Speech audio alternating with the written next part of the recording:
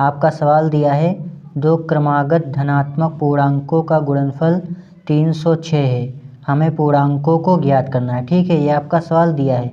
तो कह रहा दो क्रमागत, क्रमागत का मतलब क्या होता है? क्रमागत का मतलब होता है एक के बाद एक। ठीक है, जैसे कि एक है और एक में अगर हम एक जोड़ते हैं तो कितना आता है? 2 आता है। ठीक है, और 2 में अगर हम एक जोड़ते हैं तो कितना आता है? 3 आता है, और 3 में अगर एक जोड़ते हैं तो कितना आता है? 4 आता है। ठीक है, तो क्रमागत का मतलब क्या होता है? लगातार, यानी कि एक के बाद एक। ठीक है, तो क्रमागत का मतलब यही होता है। ठीक है, तो कह रहा है दो क्रमागत धनात्मक पूर्णांकों का गुणनफल 306 है। ठीक है, तो यहाँ पर हम लिखेंगे सबसे पहले हल, सबसे पहले हम यहाँ पर लिखेंगे हल और यहाँ पर हम मान लेंगे। ठीक है, तो यहाँ पर लिखेंगे माना पहली क्रमागत धनात्मक माना पहली क्रमागत धनात्मक पूर्णांक बराबर x। ठीक है, तब आपकी दूसरी क्या हो जाएगी?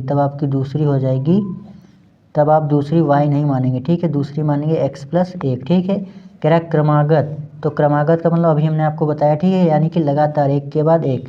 अगर हमने मानी है पहली x, तब दूसरी आपकी हो जाएगी x + 1। ठीक है, यानी कि x + 1।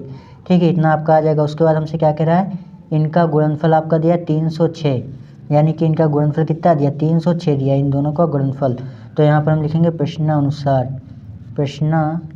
यानी कि प्रश्न के अनुसार। ठीक है, कह रहा है इनका गुणनफल दिया 306, यानी कि x × x + 1 बराबर इनका गुणनफल आपका दिया है 306, तो लिखेंगे 306। ठीक है, इतना आपका आ जाएगा। अब यहाँ से हम क्या करेंगे? इनका गुणा करेंगे। ठीक है, x का गुणा करेंगे x में तो कितना हो जाएगा? x² हो जाएगा। ठीक है, प्लस x का गुणा करेंगे 1 में तो कितना आएगा? x आ जाएगा। ठीक है, और ये प्लस का 306 है। ठीक है, बराबर के इधर आएगा तो क्या हो जाएगा? माइनस का 306 हो जाएगा। ठीक है, माइनस का 306 बराबर में आपका 0 बचेगा। ठीक है, इतना आपका आ जाएगा। ठीक है, तो दूसरे सवाल में हमसे यही पूछ रहा था कि द्विघात समीकरण के व्यापक रूप में लिखिए।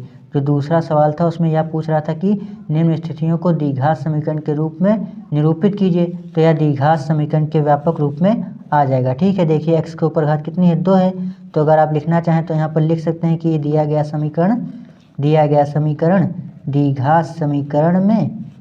समीकरण में है। ठीक है, यही आपका फाइनली आंसर हो जाएगा।